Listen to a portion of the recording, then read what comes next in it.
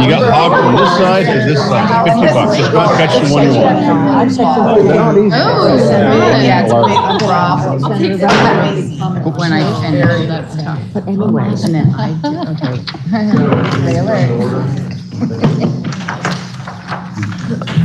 I'll turn my microphone on. The Senate will please come to order. Are there any announcements? Senator from Chittenden Central. Thank you, Mr. President, and I thank senators for coming back this afternoon. I'd like to begin with a motion to take a series of bills off the notice calendar. Some of those are things we worked on this morning. Some are House proposals of amendment. I will list them by number, and then, Mr. President, you will give the titles. I believe all of these are non-controversial and shouldn't cause anybody any alarm. H489, H504, H505, H506, H507, S4, S6, S33, S47, S89, and H479. I would move that the Senate suspend its rules and take those bills up for immediate action. Now, the senator from Chittenden Central has moved that the following bills, that the Senate suspend its rules in order to take up off the notice calendar for immediate consideration the following bills. And I'll read them more slowly than typical just to make sure everyone can follow the bouncing ball. H489, an act relating to approval of amendment to the charter of the town of Shelburne. H504, an act relating to approval of amendments to the charter of the town of Berlin. H505, an act relating to approval of an amendment to the charter of the city of Rutland. H506, an act relating to approval of amendments to the election boundary provisions of the charter of Burlington. H507, an act relating to approval of amendments to the polling place provisions of the charter of the city of Burlington. S4, an act relating to reducing crimes of violence associated with juveniles and dangerous weapons. S6, an act relating to law enforcement interrogation policies. S33, an act relating to miscellaneous judiciary procedures. S47, an act relating to the transport of individuals requiring psychiatric care. S89, an act relating to establishing a forensic facility. And H479, an act relating to the report of the Committee of Conference on H479, an act relating to the transportation program and miscellaneous changes to laws related to transportation. So again, the motion was to suspend the rules to take those up for immediate consideration. Are you ready for the question? If so, all those in favor, please indicate by saying aye. Aye. All those opposed indicate by saying nay. The ayes have it, and you have suspended your rules to take those bills. Do you need me to read them again? Up for immediate consideration. That being said, we do have one bill prior to that on the action calendar, so we will start with S94. S94 is the House proposal of amendment to an act relating to the City of Barre Tax Increment Financing District. The pending question is, shall the Senate concur with the House proposal of amendment? Senator from Washington. thank you, Mr. President. Senate Finance is still working on S94, so I ask you to pass that over. Well, in that case, without objection, we will pass over S94 and go to the list of bills that you just ordered to take up. The first being H489. Third reading of H489 has been ordered. That's the amendment to the charter of the town of Shelburne. Are there any amendments to be offered before third reading? Seeing none, please listen to the third reading of the bill. H489, an act relating to approval of an amendment to the charter of the town of Shelburne. Now you've heard the third reading of the bill. The question is, shall the bill pass? Are you ready for the question? If so, all those in favor, please indicate by saying aye. Aye. Those opposed indicate by saying nay. The ayes have it, and you have passed H489. I would just like to remind the senator from Chittenden Southeast that for voting purposes, I did hear your vote, but I do believe our rules require you to be on visual for those votes, unless I misheard that, but I thought I did. H504 has been taken up. It is, third reading was ordered. Are there any amendments before third reading? Seeing none, please listen to the third reading of the bill. H504, an act relating to approval of amendments to the Charter of the Town of Berlin. Now you've heard the third reading of the bill. The question is, shall the bill pass? Are you ready for that question? If so, all those in favor, please indicate by saying aye. Aye. Those opposed indicate by saying nay. The ayes have it, and you have passed H504. We now have up for consideration H505. Are there any, this is for third reading. Are there any amendments for third reading? Seeing none, please listen to the third reading of the bill. H505, an act relating to approval of an amendment to the Charter of the City of Rutland. Now you've heard the third reading of the bill. The question is, shall the bill pass? Are you ready for the question? If so, all those in favor, please indicate by saying aye. Aye. Those opposed indicate by saying nay. The ayes have it, and you have passed H505. We have up for consideration H506. Third reading was ordered. Are there any amendments for third reading? Seeing none, please listen to the third reading of the bill. H506, an act relating to approval of amendments to the election boundary provisions of the Charter of the City of Burlington. Now you've heard the third reading of the bill, and the question is, shall the bill pass? Are you ready for that question? If so, all those in favor, please indicate by saying aye. Aye. Those opposed indicate by saying nay. The ayes have it, and you have passed H506. We now have up for consideration H507. Third reading was ordered. Are there any amendments for third reading? Seeing none, please listen to the third reading of the bill. H507, an act relating to approval of amendments to the polling place provisions of the Charter of the City of Burlington. Now you've heard the third reading of the bill. The question is, shall the bill pass? Are you ready for that question? If so, all those in favor, please indicate by saying aye. Aye. Those opposed indicate by saying nay. The ayes have it, and you have passed H507. We now are up for consideration the House proposal of amendment on S4. The standard motion at this time would be, shall the Senate concur with the House proposal of amendment? Are you ready for that question? Senator from Bennington. I just want to remind folks that if you don't rise, I will not know to call on you in this form of the process. So, Senator from Bennington. Thank you for allowing me that brief pause of reflection. I was actually reading some of the changes to the bill. Mr. President, the recommendation of your Judiciary Committee is to concur with the House changes to S4. We spent quite a bit of time this weekend working with the House Chair, as well as Legislative Counsel, in preparing a draft that we thought everybody could live with and that would help deal with the problem of violence in our communities. I think we've achieved that. I will tell you that the biggest difference is in the final agreement, we've added aggravated murder, aggravated sexual assault of a child to the Big 13. We've added attempts to any of the big 12, which are the most serious crimes in Vermont, where a youth can be charged with as a juvenile, can be charged in adult court. We've made violation and conditions of release for a Big 12 offense where the person has been charged in adult court, a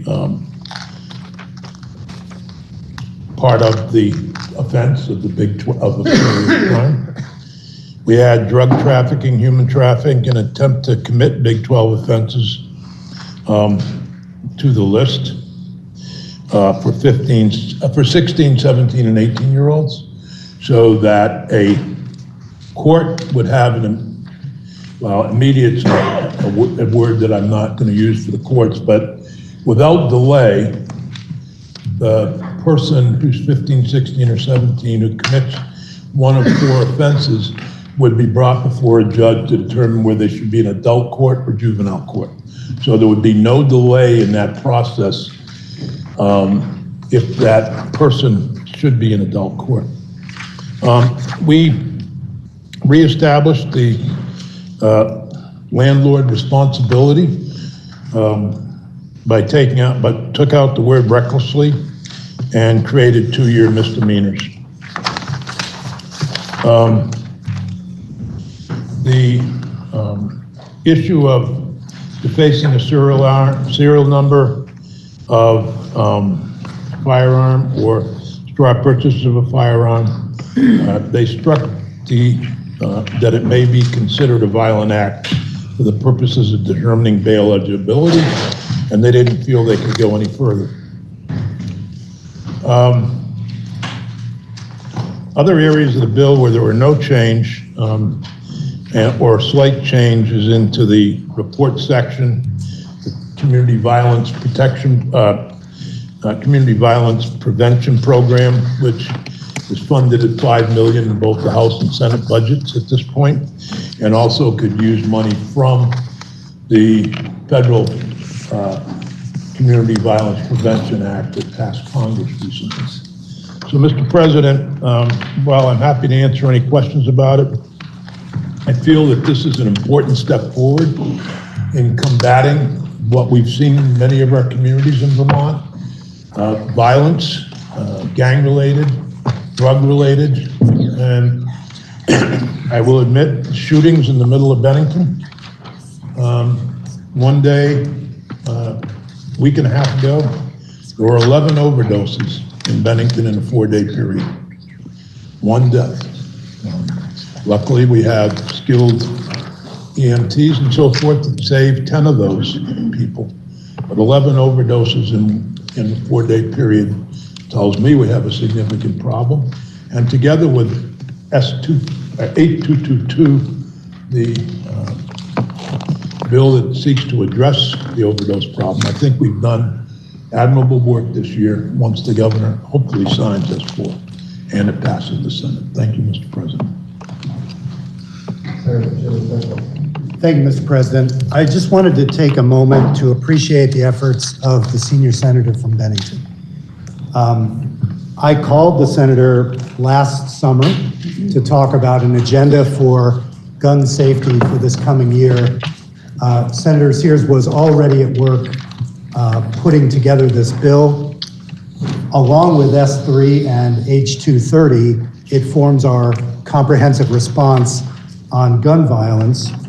But I want to point out that in his career, he has been the most responsive to his community of any senator that I can think of in terms of PFOA poisoning and producing a whole raft of testing and aid on that. But Bennington is going through things that were shocking to us in committee when we saw them on video, and the senator is living it and working through it on this floor. So I just want to make sure that everyone knows what's in this bill. There are things along the lines of reporting data to the NICS database for background checks that were previously sealed for juveniles. That created a loophole where, because someone's record was sealed, they may have had a violent gun offense, but they would still be able to buy a firearm. With this change, that loophole is closed. This bill addresses straw purchases, people defacing serial numbers on guns, trafficking, human trafficking, and drug trafficking in a dwelling. It is an extremely well thought out response to a horrible situation, and I just think the senator deserves great credit. So with that said, Mr. President, I will be delighted to vote for this compromise with the House. Senator from Chittenden Southeast. Thank you, Mr. President. I'd like to echo the comments from the pro tem, and with many apologies for speaking after the pro tem, but did want to share that it has been a pleasure to work with Judiciary this session. Many of the bills that Health and Welfare has looked at, along with the Judiciary Committee, has resulted in some, I think, some very important steps forward. In this case, violence, as we know, is a symptom of underlying concerns and causes, and the reporting that is here and the integration of the violence prevention with other prevention programs included in the bill that we worked on collaboratively, I think will take us further ahead in understanding where the violence comes from and then how to prevent it going forward. Thank you, Mr. President. So the question is, shall the Senate concur with House proposal amendment? Roll call has been requested by Senator from Bennington. The question is, shall the Senate concur with House proposal amendment? I grant the question. If so, Secretary shall commence the call roll.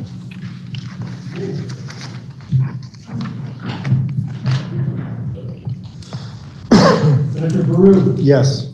Senator Bray. Senator Brock. Yes. Senator Campion. Yes. Senator Chittenden. Yes. Senator Clarkson. Yes. Senator Collmore. Yes. Senator Cummings. Yes. Senator Doolittle. Senator Hardy. Yes. Senator Harrison. Yes. Senator Hashim. Yes. Senator Ingalls. Yes. Senator Kitchell. Senator Lyon. Yes.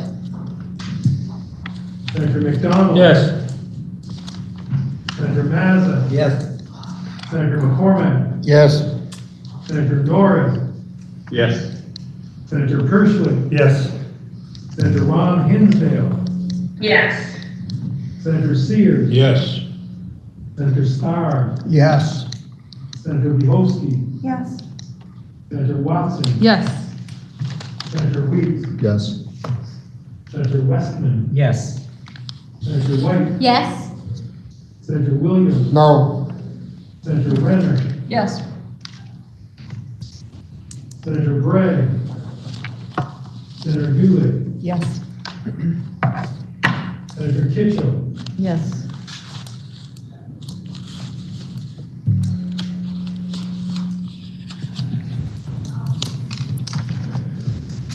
Please listen to the results of your vote. Those voting yea, 28. Those voting nay, 1. And you have concurred with the House proposal amendment on S4. We now have up for consideration S6. The act relating to law enforcement interrogation policies. The pending question is, shall the Senate concur with the House proposal amendment? Senator from Bennington. Mr. President, I wish I had a better story, but unfortunately, despite the efforts of the vice chair of the committee to negotiate with the other body, we have failed, and we would ask that a committee of conference be appointed. I don't know if the motion is to have a committee of conference or not concur. I can state the motion for you if you'd like. Well, I appreciate that, Mr. So President. I understand your request, and I will hopefully execute it properly, and you can let me know if I'm incorrect. But the senator from Bennington has moved that the Senate not concur with the House proposal amendment and request a committee of conference. I should have added, Mr. President, that we received emails from the Department of Public Safety, Vermont Police Chiefs Association, the Vermont Patrolmen's Association, and others who were not supportive of the House changes to S6, and that's the reason for asking for the committee of conference. So the question is, shall the Senate not concur with the House proposal amendment and request a committee of conference? Are you ready for the question?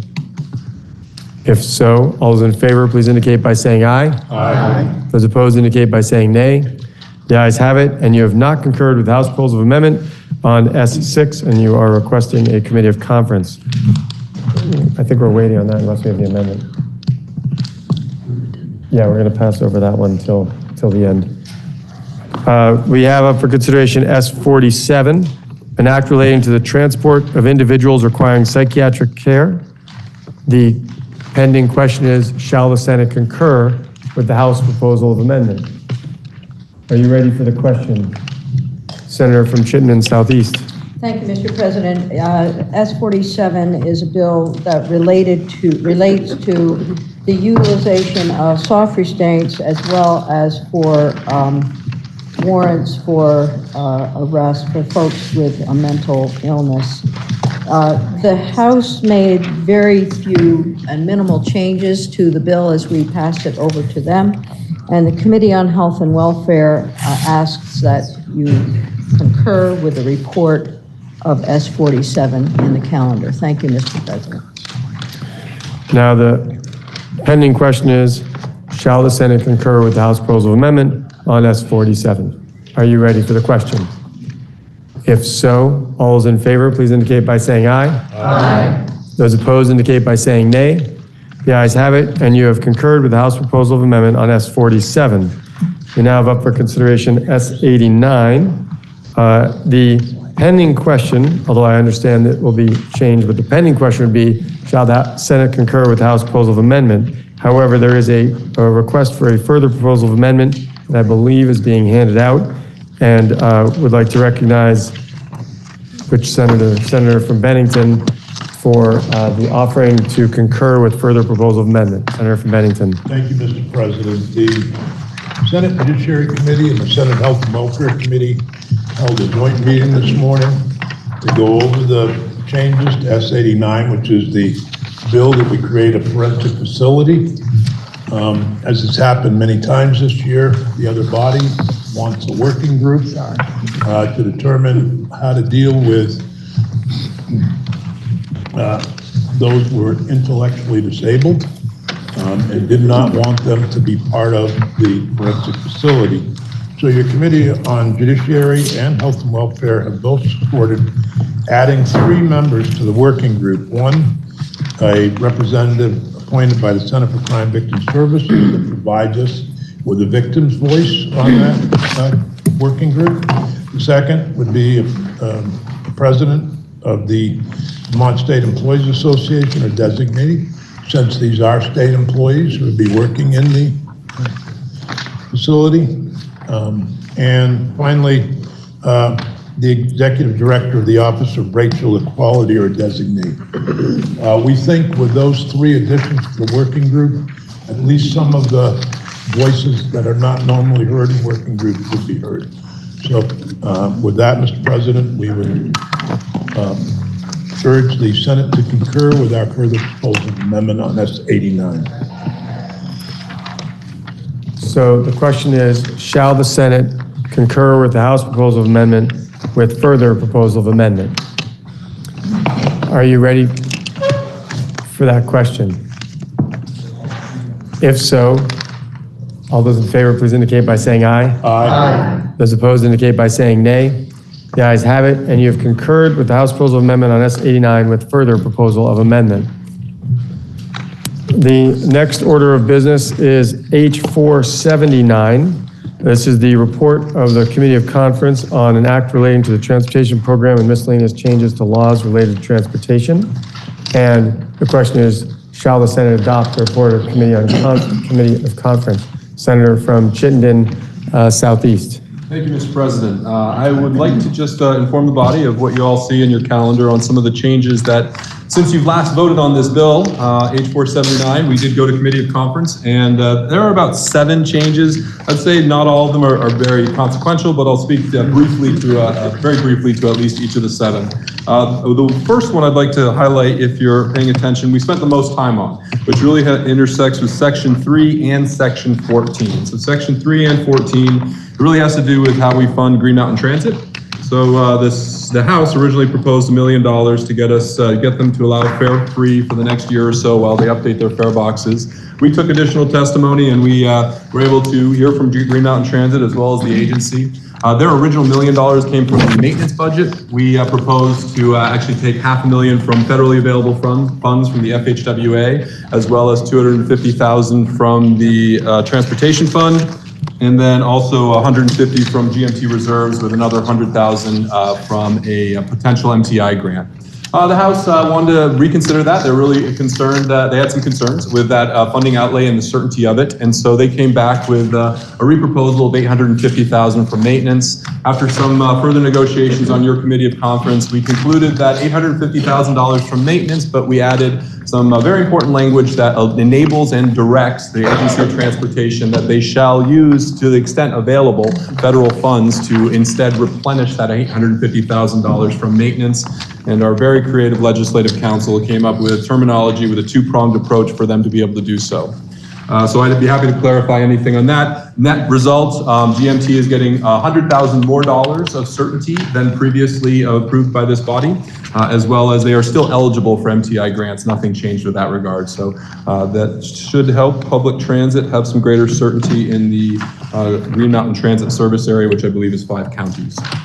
Additionally, there are changes to Section 5. I hope you don't ask me any questions on them. When I prodded on it, the simplest answer I got was because of the big bill. So I'd be happy to read to you why I think these changes came through, but it was really synchronizing funding sources from the big bill. If you ask me questions on this, I'm going to look to my colleagues behind me, and hopefully they might speak more eloquently to them, but they are modest changes at best. Section 8 had to do with the lease, sale or lease of the Caledonia County Airport. Thought I would just highlight that. It has gotten some press coverage. I really like, I personally, I won't speak for the Committee of Conference, but I do like what the House came back with, just some additional clarifications that in the RFP, the request for proposals, this will also require them to submit a business plan. So if, somebody comes in with lots of money to buy an airport, we're now also asking them, what are you going to do with it? So that'll be part of it. It also would require that with conditions including current leases and lease terms be honored with that individual, as well as a 6-month right of first refusal at fair market value if it is resold or transferred to the state. And that if the airport is leased, then the lease cannot be assigned or subleased without the written approval of the Vermont Secretary of Transportation. So fundamentally still the same language, just some additional clarifications that more information will be collected during that process of considering sale or lease of the Caledonia County State Airport. Very small change to Section 10, just giving the City of Bennington some additional input on any possible additional uses of the Bennington bypass. Also on Section 5, for anybody that was looking to purchase an e-bike, this will, oh, it's not Section 5, I'm sorry, Section 23. This change will effectively make it so that it is easier or to get the money out faster for this coming nice weather. So this just allows the money from the BAA as well as the budgetary dollars to be available sooner when people might be looking to purchase e-bikes using and eligible based on the qualifications we put in the previous bill with income sensitivity to access those funds. Very small change in Section 32 on the report date. Just wanted to get that information back a little bit sooner. And then the last change, really like this as well from the House, it has to do with e-bike safety, and this just adds some additional scope for the study to look at DUI policies with e-bikes. People are out there driving when they've had a few beers. Maybe we need to consider what's happening and what they're using their e-bikes for. So that was what you'll see in Section 40. Happy to answer questions, but those are the 7 approximate changes since you last saw this bill, H479. Thank you, Mr. President. So the pending question is, shall the Senate accept and adopt the report of Committee of Conference on H479? Are you ready for the question? If so, all those in favor, please indicate by saying aye. Aye. Those opposed indicate by saying nay. The ayes have it, and you have accepted and adopted the report of Committee of Conference on H479. We will declare a brief recess as we determine whether or not we'll be able to take up S33. I believe the senator from, we will almost declare a brief recess, but we won't quite declare a brief recess. We will, in fact, I will recognize the senator from Chittenden Central. Thank you, Mr. President. At this time, we are not ready to take up S33, but I would ask the Senate's indulgence to suspend the rules one more time to take 2 other bills off the notice calendar. One is H270, an act relating to miscellaneous amendments to the adult use and medical cannabis program. And the other is S95, an act relating to banking and insurance.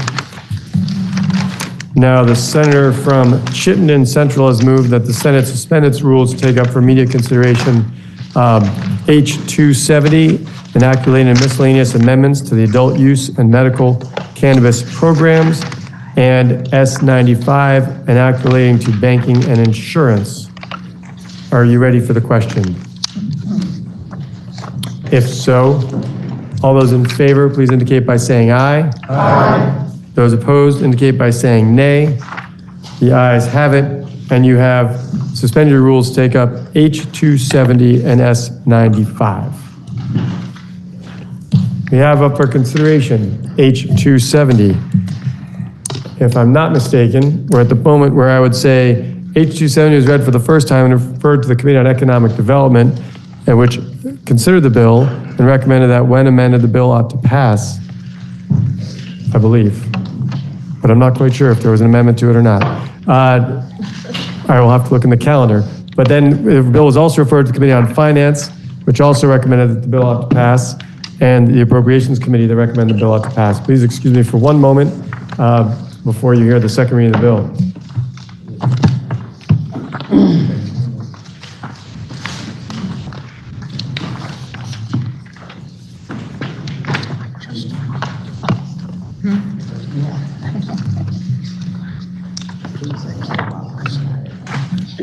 Please listen to the second reading of the bill.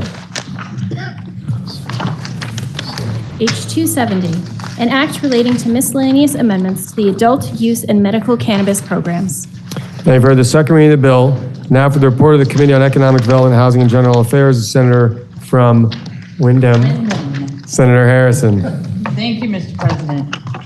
So H270, as it came to the Senate from the House, and the Senate strike-all, is largely a housekeeping bill for the adult and medical use cannabis programs. It does not make major policy changes to the framework that was negotiated in Act 64 of 2020. This bill contains a number of technical amendments that will allow the Cannabis Control Board to more effectively administer the programs, support the needs of small farmers, and contribute to the proper functioning of this very new market. It's been less than a year that the retail market has been in effect. The bill is on page 2977 of the calendar, and I'm going to go through the sections. Section 1 sunsets the Cannabis Advisory Committee.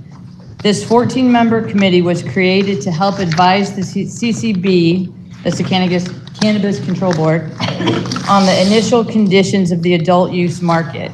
In 21-22, the full committee and related subcommittees met 75 times to help the CCB craft regulations. So thank you very much for that committee. And while that committee has served its purpose, the CCB is statutorily required and will continue to collaborate with the Department of Health, the Agency of Commerce, the Department of Financial Regulation, and the Office of Racial Equity on an ongoing basis. The governor's 10-point safety plan also establishes a relationship between the CCB and DLL, Department of Liquor and Lottery, for enforcement of criminal violations when necessary.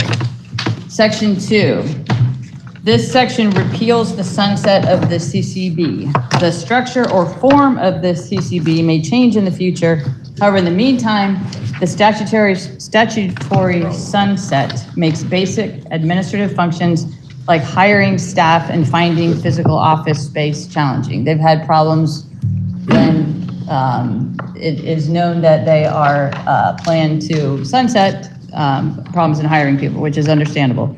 The auditor will be submitting a report to the General Assembly about whether the CCB should be restructured on or before November 15, 2025.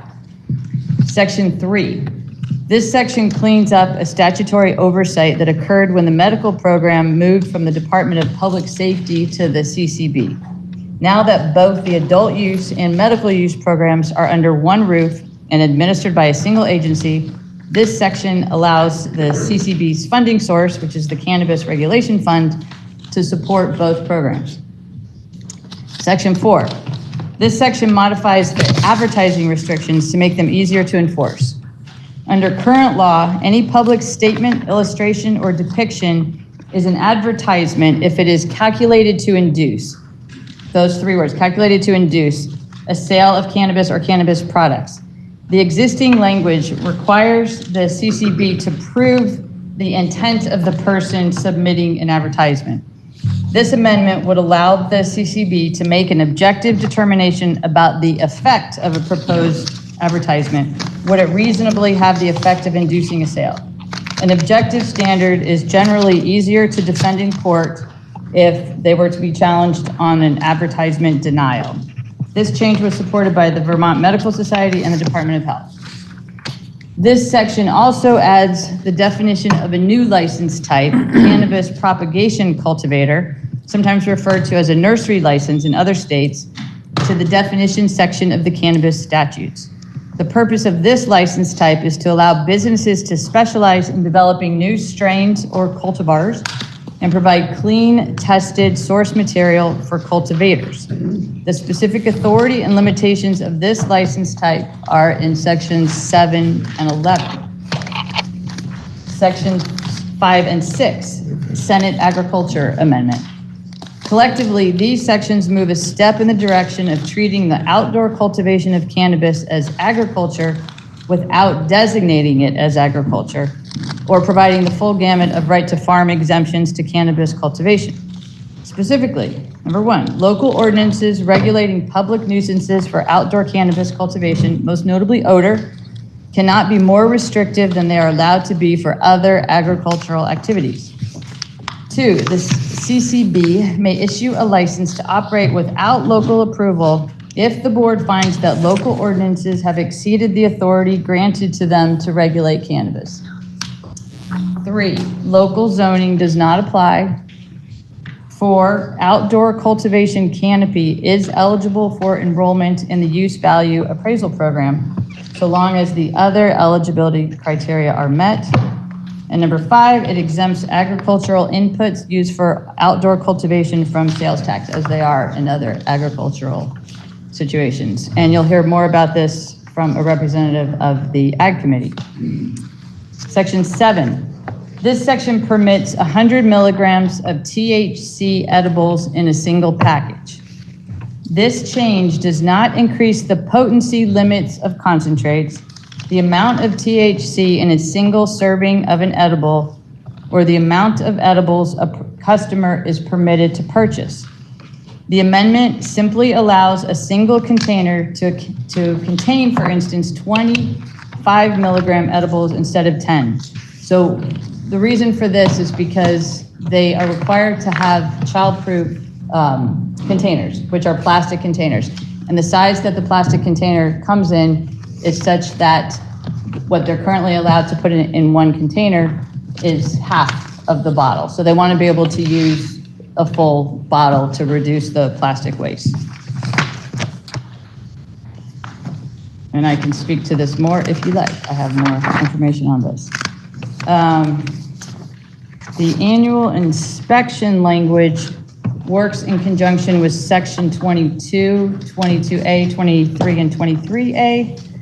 This is currently if a business wants to sell tobacco paraphernalia, even if they don't sell cigarettes or other tobacco products, they must procure a tobacco license from DLL and subject themselves to inspection by DLL compliance officers. And the CCB wants to eliminate this licensure requirement for 2 reasons: to streamline state resources and to eliminate an incentive for cannabis retailers that are selling pipes or rolling papers to also sell tobacco products. They don't want there to be any reason to expand the sale of tobacco. The Department of Health would like to ensure that cannabis retailers are annually inspected if they are going to take over this tobacco paraphernalia compliance and enforcement. This section also adds the authority for the CCB to promulgate rules governing cannabis propagators. These provisions are nearly identical to the authority for general cultivators. Sections 8 and 9. These sections lay out a public records roadmap for the records, particularly in the context of investigations and disciplinary actions.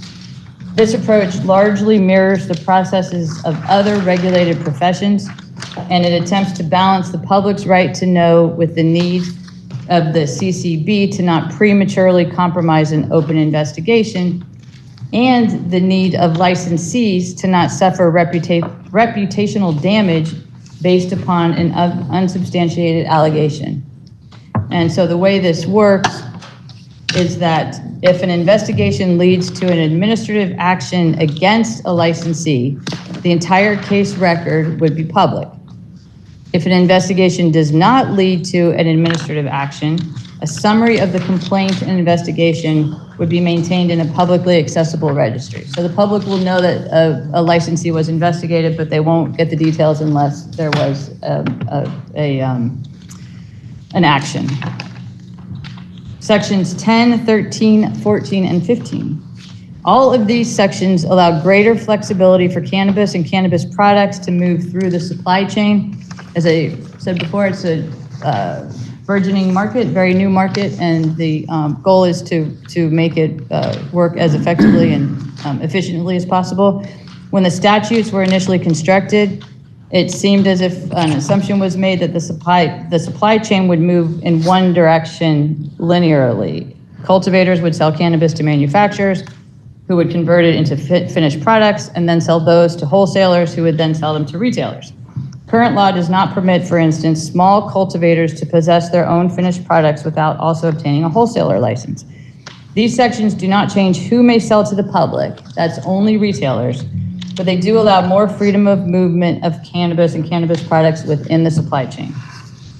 Sections 11 and 12. These sections create the propagation license that allows a business to specialize in genetic research and provide clean tested seeds and seedlings to licensed cultivators.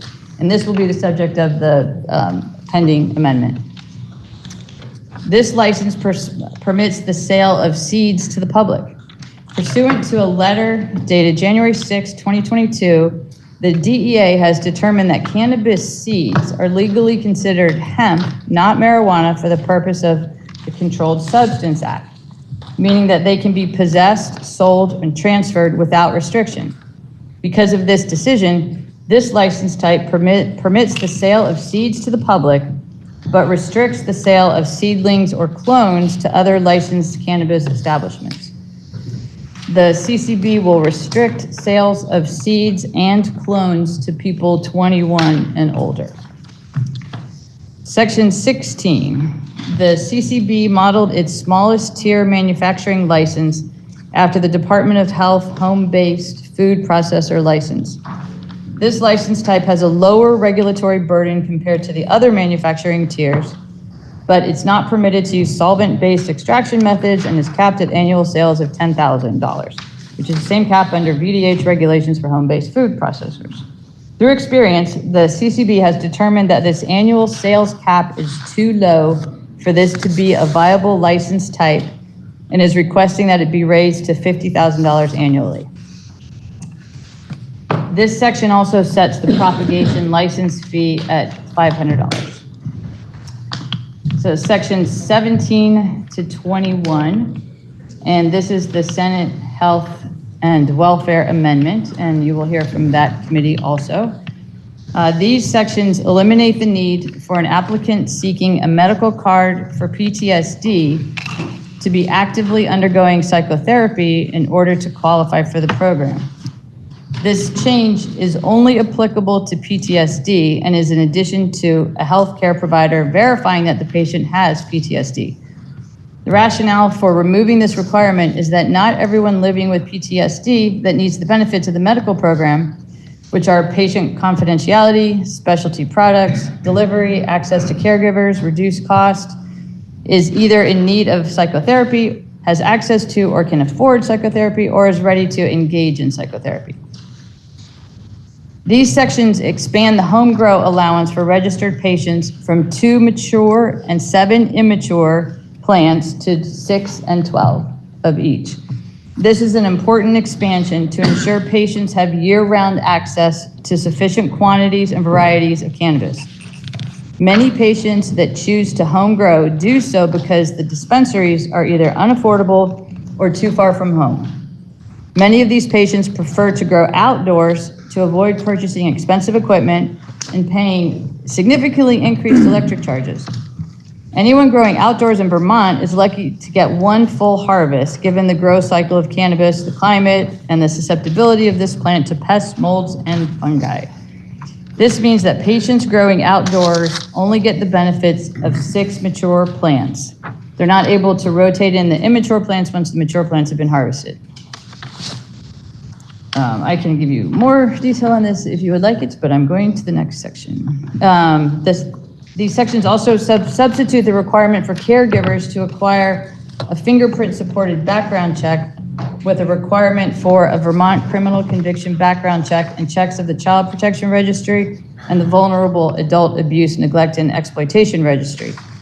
Given the limited but very critical role that caregivers play, cultivating on behalf of a patient, picking up product from a dispensary on behalf of a patient, administering cannabis, The CCB feels that requiring a fingerprint-supported background check is unnecessary. The CCB can run Vermont background and registry checks internally without charging a prospective caregiver an additional fee, and much more quickly than it would to take a person to get a fingerprint-supported background check. We've heard that there's a lot of delay in that process right now. These sections allow a single caregiver to serve up to 2 patients at a time and would allow the CCB to appoint more than 2 caregivers to a patient who is a minor on a case-by-case basis.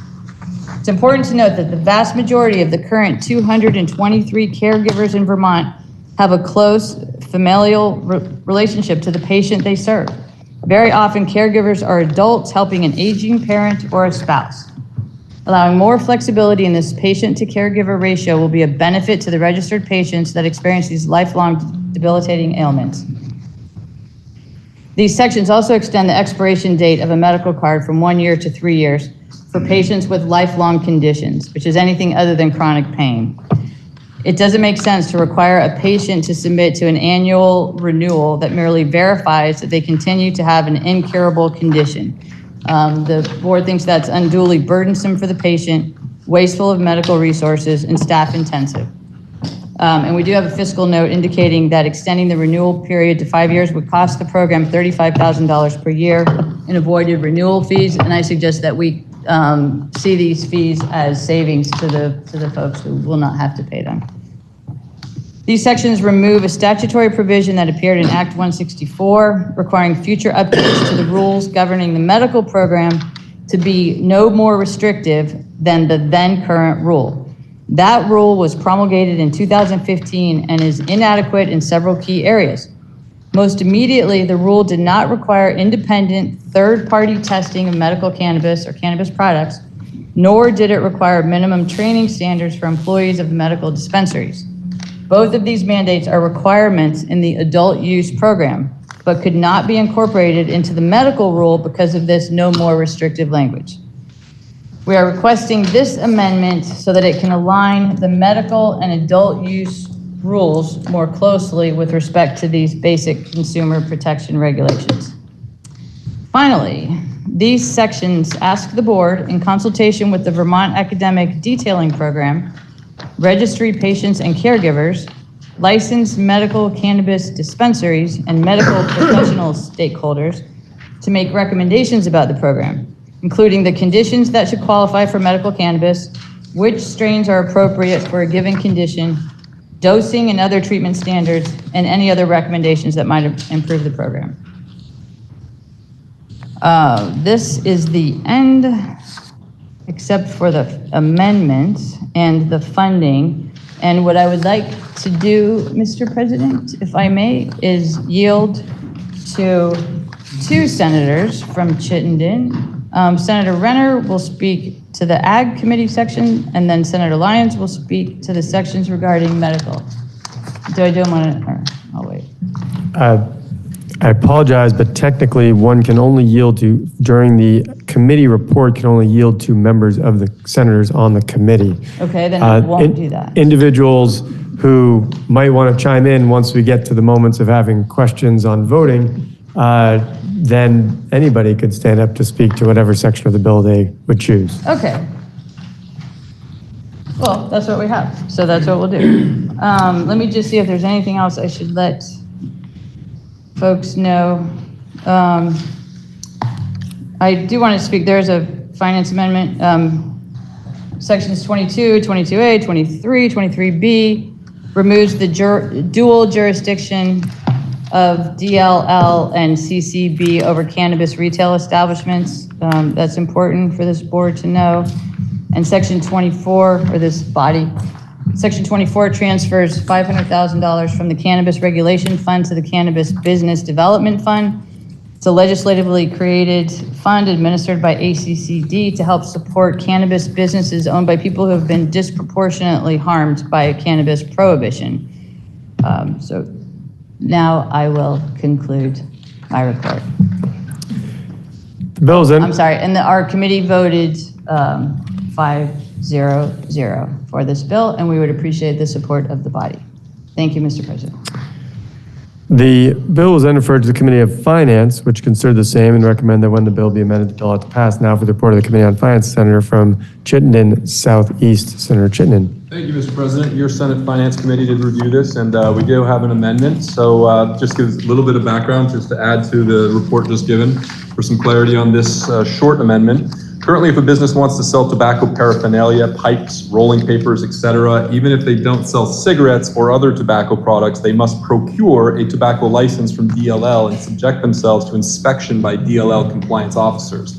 The CCB, Cannabis Control Board, would like to eliminate this DLL licensure requirement for cannabis retail establishments that only sell tobacco paraphernalia, not tobacco products, for two reasons. One, to streamline state resources, and two, more importantly, to me at least, is to eliminate an incentive for cannabis retailers that are selling pipes or rolling papers to also sell tobacco products. If the state requires cannabis retailers to obtain tobacco license in order to sell pipes, they might very easily decide to also sell cigarettes too. So the amendment from your Senate Finance Committee is really addressing 23A, which clarifies that a cannabis product does not include tobacco substitute, other tobacco product, or tobacco paraphernalia. That section also clarifies that a device that burns flower cannabis like a PAX is a cannabis product. And then section 23B is the second section of the Senate Finance Amendment, which clarifies that a licensed cannabis establishment that does not sell tobacco substitutes or tobacco products is not required to obtain a license from them, from DLL. Mr. President, your Senate Finance Committee did take witnesses. I won't go through the whole list. Happy to answer questions. And the vote in committee was 6-0-1. Thank you, Mr. President. The bill was then referred to the Committee on Appropriations, which considered the same and recommends that when those amendments pass, the bill ought to pass. For the report of the Committee on Appropriations, Senator from Bennington. Thank you, Mr. President. I couldn't help but reflect during the report from Senator from Wyndham of our trips in the cold winter heading down to Bennington and Brattleboro and all over the state about this. And you joined the Senate Judiciary Committee, Pro Tem Ash and others. And I know you've been involved with this for quite a while as well. So it's really a change to be sitting here talking about a miscellaneous bill. But I am pleased to report on the Appropriations Committee look, because it gives me an opportunity to say 3 times the word of the year in the Vermont Senate. The use value of program eligibility to all outdoor cultivators would have de minimis property tax. Finally, the bill would also allow cannabis cultivators to receive certain agricultural sales tax exemptions, which would result in an estimated tax expenditure of $40,000, which is de minimis impact to the education fund. Because the cost of expansion of the use value appraisal program and agricultural sales tax exemptions would represent less than 0.01% of all education fund revenues. JFO expects these changes would have a de minimis effect on tax rates. Mr. President, finally, the bill, as the Senator from Wyndham mentioned, the bill does transfer $500,000 from the Cannabis Regulation Fund to the Cannabis Business Development Fund, which would then appropriate the funding to the Agency of Commerce and Community Development to provide loans and grants to social equity applicants. The vote in Senate Appropriations was 7-0-0, and thank you, Mr. President. We urge adoption of the bill.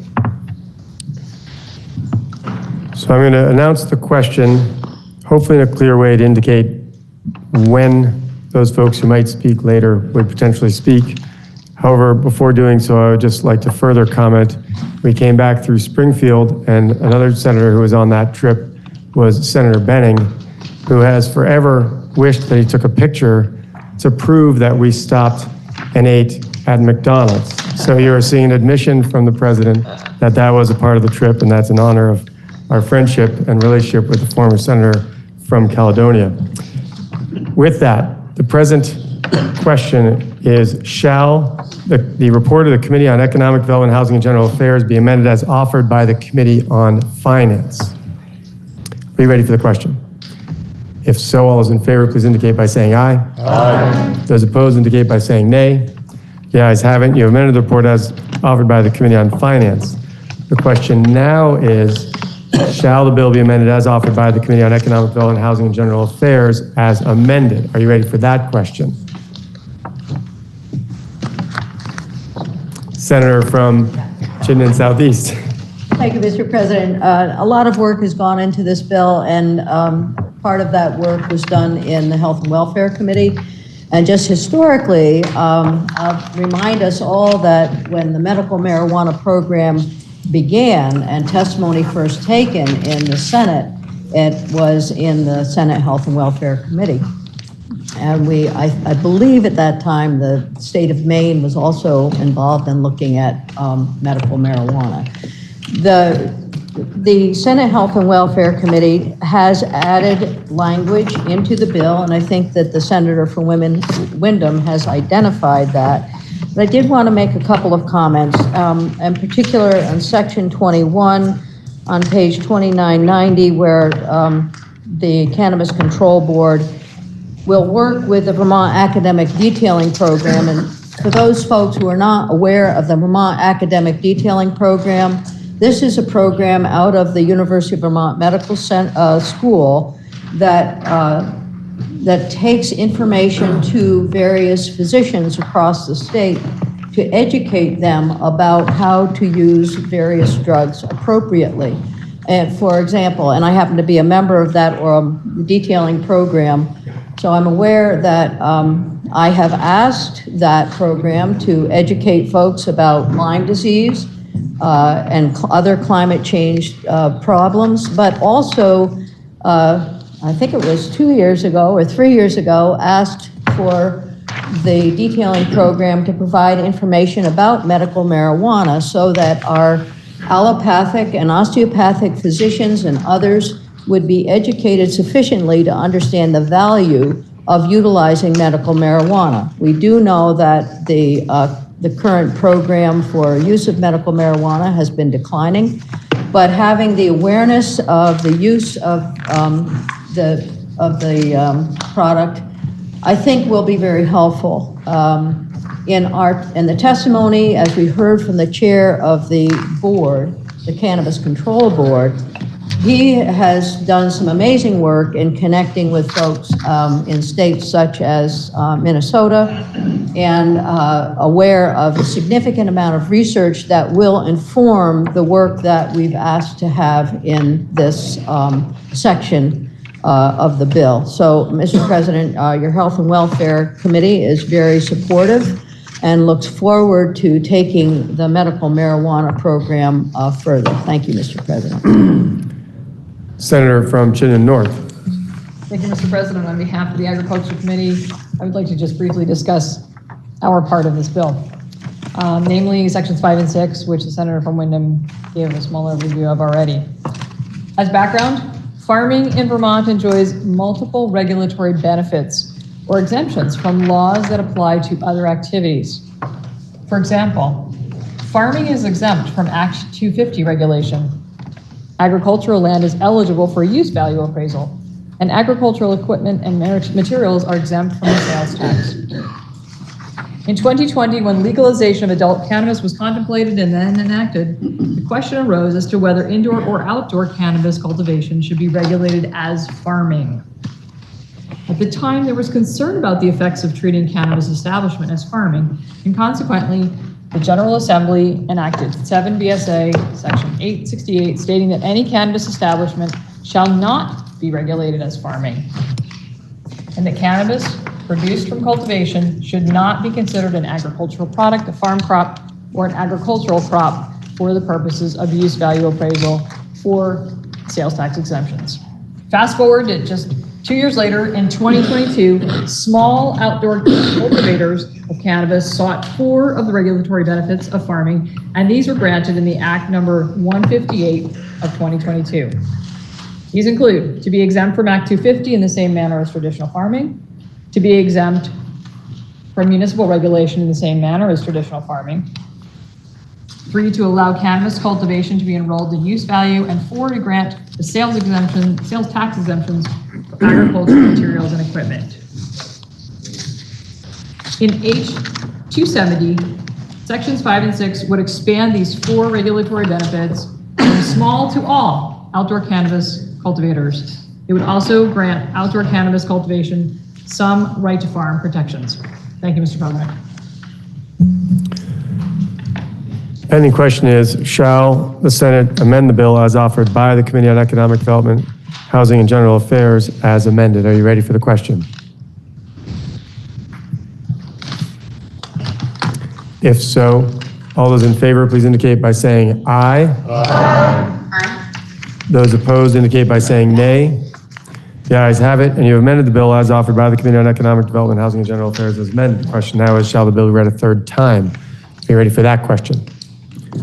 If so, all those in favor, please indicate by saying aye. Aye. Those opposed indicate by saying nay. The ayes have it, and you have ordered third reading of H270. We now have up for consideration S95. S95 has been returned from the House, and the question is, shall the Senate concur with the House proposal of amendment? Are you ready for that question? I think we will take a brief breath of Senator from Chittenden Central. Mr. President, if the reporter of that proposal is not here, I would suggest that we move to S33, which, I believe the senator from Washington is here. in which case, please ignore my motion. I think between you and I, we pleasantly delayed just long enough to make it all work out fine. The pending question is, shall the Senate concur with the House proposal amendment on S95? Senator from Washington. Thank you, Mr. President. This looks like a really long bill because for some reason the House did a strike all of the banking and insurance bill, but they just did 3 minuscule, one is fairly long and important, but 2 rather technical corrections. The first thing they did is we had done some work on long-term care insurance, and when notices went out to policyholders about a proposed rate increase, we had moved it to, rather than before when the proposal is made, that it goes out when a decision is made. The concern was that if you got a notice that your policy was going to go up 300%, you might run out and cancel your policy. And then it only went up 50%. You are now without your policy, and all that money's been, so the department asked us to wait and not panic people until an actual decision has been made. The other body asked that the insurance company be required to send an explanation when the decision's made, send an explanation to the policy holder on a form and in a manner approved by the commissioner that would explain to them why this was necessary. The second thing they did is they extended, and I still haven't found it in this bill, right now if the department goes in and does an inspection of any kind, you know, in a bank or an insurance company, they get all the material they want, and that material is not open. It is not covered under public records. It's confidential. That allows them to get as much information as they can and not worry about proprietary. This extends that to the securities area. Same reason that this, you know, that they need all the information they can get, and they don't need companies feeling, you know, being concerned about their entire records are going to show up on the front page of the paper the next day. The final third amendment is long and probably overdue. I don't know about the rest of the body, but I have several auto body shops in my district, and for a number of years now, there has been a tension between insurance companies and auto body companies. And I've talked to the department, and they feel they're in a tension. We require people of automobile insurance. Therefore, we have some obligation to keep that insurance affordable. And what that insurance policy covers, when we buy it as consumers, it's our responsibility to read it and understand what we're getting.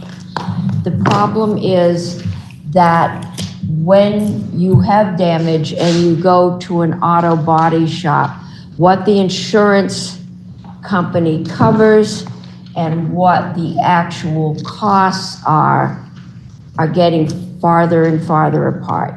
The actual labor costs frequently are not anywhere close to what the auto body shop has to pay to get good mechanics. And so this study will look at that, see if it is time to readjust things, to make sure that that balance between wanting to get adequate coverage for people, and at the same time, because if we just said, well, your insurance will pay for everything, then an awful lot of people are not going to be able to afford insurance for their cars, which we require them to have. So this study, I think, is a great addition to the bill, and your Finance Committee asked that we concur. The question is, shall the Senate concur with the House proposal amendment on S95? Senator from Madison. May I inquire of the reporter of the bill? The senator from Washington is interrogated as the reporter of the bill. Thank you, Mr. President. Is there anything in the bill about the Vermont Bond Bank? No. There's not. The Vermont Bond Bank, there is an amendment going on miscellaneous tax. Excellent. Thank you, Mr. President. The question is, shall the Senate concur with the House proposal amendment on S95? Are you ready for the question? If so, all those in favor, please indicate by saying aye. Aye. Those opposed indicate by saying nay. The ayes have it, and you have concurred with the House proposal amendment on S95. We now have up for consideration S33. S33, the pending question at the moment is, shall the Senate concur with the House proposal amendment? However, I believe there is a proposal being handed out by the senator from Bennington. Senator from Bennington.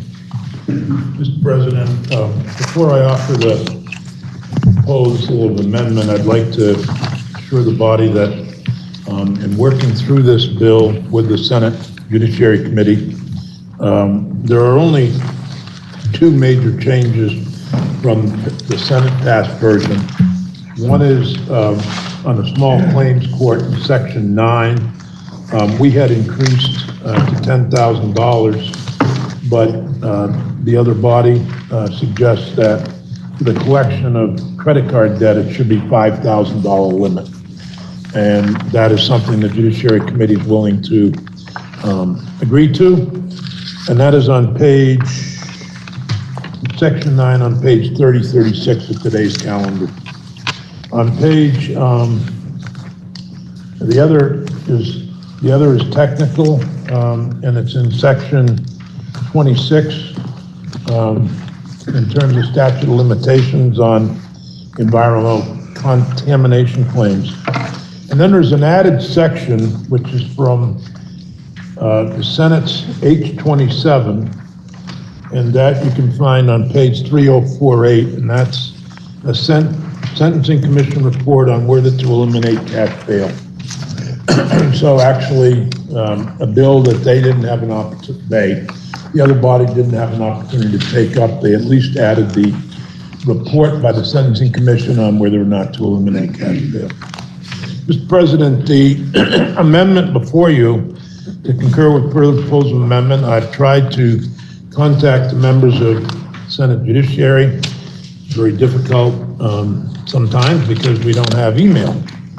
We have email, but we can't read it on the floor. So hopefully folks are aware of it.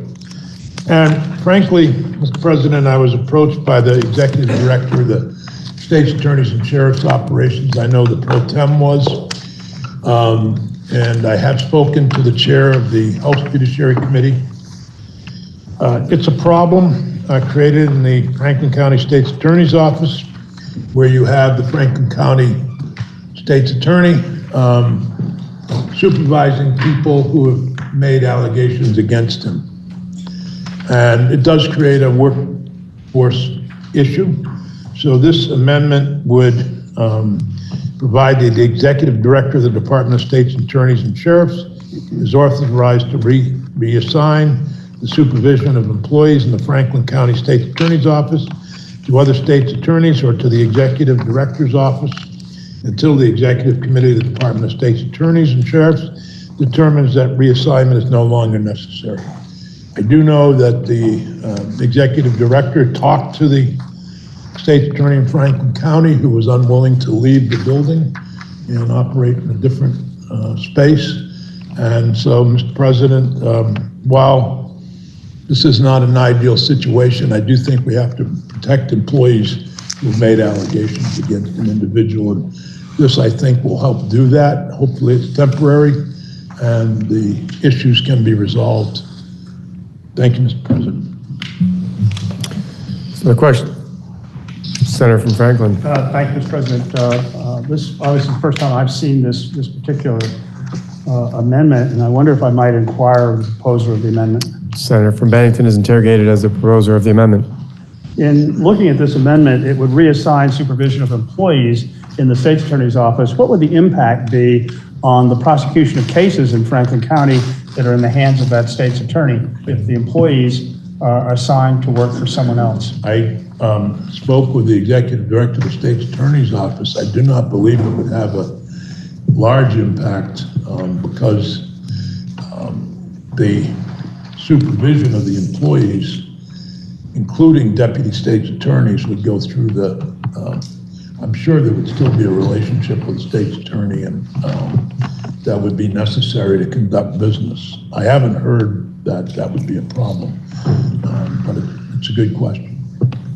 Well, I think clearly it is just worrying to know that we have lots of folks who are being prosecuted, and the question would be, well, who's prosecuting them now if the employees aren't working for the state's attorney and they're involved in the prosecution? Mr. President, I just think this is a position who would be in between in case there were a case where an employee who made allegations against the state's attorney was put in an untenable position. Now, I don't believe this is meant to say that they would all be supervised by the executive director or their designee. And in the event that, of course, we're about to adjourn, and if we pass this and we find that it creates a significant disruption or inability for the state's attorney's office to prosecute cases, criminal cases that are before them, and we're out of session, what do we do? Well, not much. I think I'm not sure the powers of the state. There is nothing. The state attorneys are independently elected officials, Mr. President. Therefore, there's not much that we can do at any rate. However, if we do nothing and reject this proposal, I'm afraid we'd put our state employees as well as the judiciary, as well as the state's attorney in jeopardy. And I think, I've known John Lavoie since he was a Bennington deputy prosecutor. And I would suspect that prosecution will go on where it's needed and not needed. I don't think he would, in that sense, but that's just my own personal knowledge of the gentleman. I'm concerned about employees dealing with and having him direct supervision over those employees. This would provide a little avenue, and as I saw it, it was providing somebody who would be between. The state attorney may say, I'd like to see this settled with a plea deal. I think that might go between the state's attorney and the executive director or designee, and would go right down to the deputy state's attorney or any other employee. My understanding is all the other employees in the Franklin County State's Attorney's office are women, and many of them have made complaints. And I recognize it's a difficult situation. I wish I had an easier answer. unfortunately, the constitutional amendment that Senator from Madison and I proposed hasn't passed, so it doesn't give us much leverage to deal with state's attorneys. Thank you, Mr. President. I understand the dilemma, and I share many of the Senator from Bennington's concerns, but at the same time, I'm also concerned about prosecutions in Franklin County. And if the person who's responsible for prosecution, the state's attorney, is in effect out of the picture because they're an intermediary, and in this case, potentially an intermediary who doesn't have the authority to do anything relative to prosecution. The executive director, for example, of the Office of State's Attorneys and Sheriffs is not a prosecutor. And if you have a situation in which you have inserted someone into the chain who's not responsible for prosecution of the cases, between the person who is responsible, I wonder if you've created potentially a problem that we're not going to be able to solve. And perhaps an alternative might be to see whether or not, whether through the Attorney General's office or otherwise, that the responsibility for those prosecutions for which the Franklin County State's Attorney is responsible is transferred, say, to the Attorney General, or something along the lines of that, or to another state's attorney's office to be handled by the deputy state's attorneys in that office, so that there's a clear chain of command and responsibility, which I'm concerned is lacking in this amendment. If I might, Mr. President, ask for a brief recess to consult with counsel, and by brief, I mean on the order of 3 minutes. We'll declare a brief recess.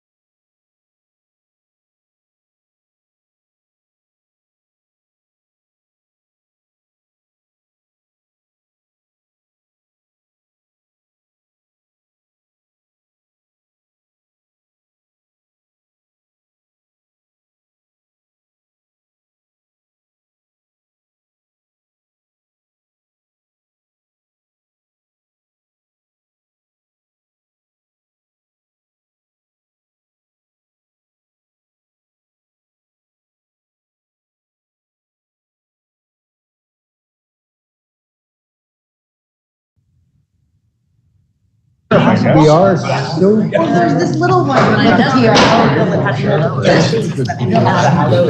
We're not till tomorrow. He actually has the floor.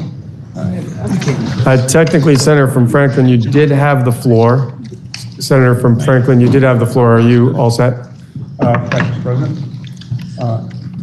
My understanding is I had inquired of the presenter of the amendment.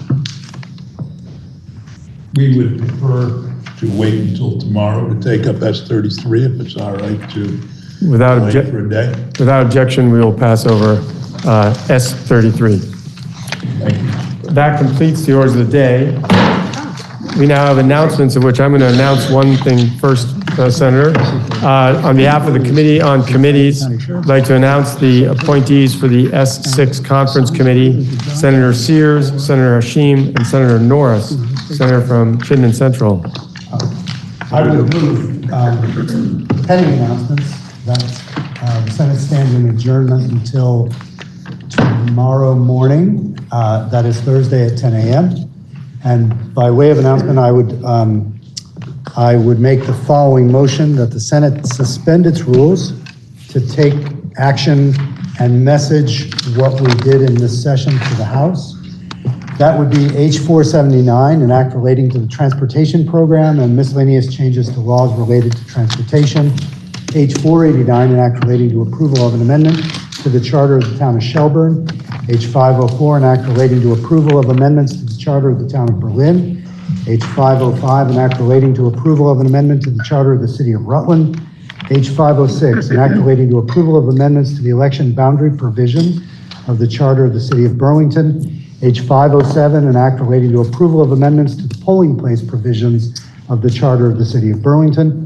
S-4, an act relating to reducing crimes of violence associated with juveniles and dangerous weapons.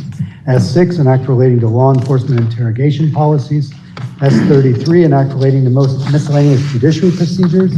S-47, an act relating to the transport of individuals requiring psychiatric care. S-89, an act relating to establishing a forensic facility. And S-95, an act relating to banking and insurance. Just to be clear, there is a slightly different amendment that motion that I'm pretty sure I'm going to announce in the way that you announced it, but people didn't quite hear it. The senator from Chittenden Central has moved that the Senate suspend its rules in order to message your actions on the following bills to the House forthwith. And it will be that full list, but not S-33, which was on the list as a potential, but because we just passed over it, we are not doing that. The Senator from Madison. I believe also that the senator from Chittenden Central also included S6 on his list, and you just announced a conference committee for that. Correct. One. And so that I will also clarify. should not be on the list. Action on that. The motion, and I will read them all to get back to this, but we are still messaging our action on S6 to the House, both. Okay.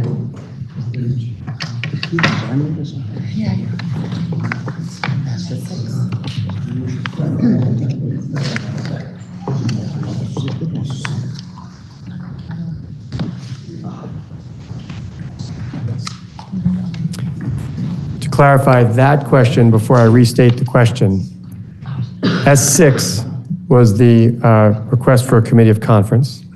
We are sending them our action on that, which is sending them the bill, because they also have to appoint a committee of conference. And then with that bill, we are sending them the 3 conferees that I had just announced. So it would still be messaging that action, both of those actions. So the pending question is, Senator from Chittenden Central has moved that the Senate suspend its rules in order to message your actions taken on H-479, 489, 504, 505, 506, 507, S4, S6, S47, S89, and S95 to the House forthwith. Are you ready for the question? If so, all those in favor, please indicate by saying aye. Aye. Those opposed indicate by saying nay. The ayes have it, and you have suspended your rules to message your action on those bills to the House forthwith. Now, the senator from Chittenden Central has moved that the Senate stand adjournment until Thursday, May 11th at 10 a.m. Pending announcements. Senator from Washington. Thank you, Mr. President. Senate Finance will meet at the fall of the gavel. I'd like to get miscellaneous tax, and if we don't get some confirmations out, a lot of people aren't going to get confirmed this year. Senator from Washington. Thank you, Mr. President. Senate Appropriations will meet at the fall of the gavel just to take up H429. Thank you. Senator from Essex. Thank you, Mr. President. If Senate institutions could just meet over here just for a few seconds after the fall of the gavel, I'd appreciate it. Are there any further announcements? Senator from Windsor. Senate Economic Development, Housing, and General Affairs will meet at 9 o'clock. And I just want to let everybody know that the legislative slideshow starts running tomorrow morning at 8 o'clock. So that is signaling that we are getting close. Are there any further announcements?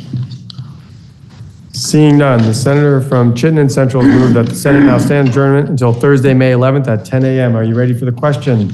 If so, all those in favor, please indicate by saying aye. Aye. Those opposed indicate by saying nay. The ayes have it, and the Senate will stand adjourned until Thursday, May 11th at 10 a.m. Okay.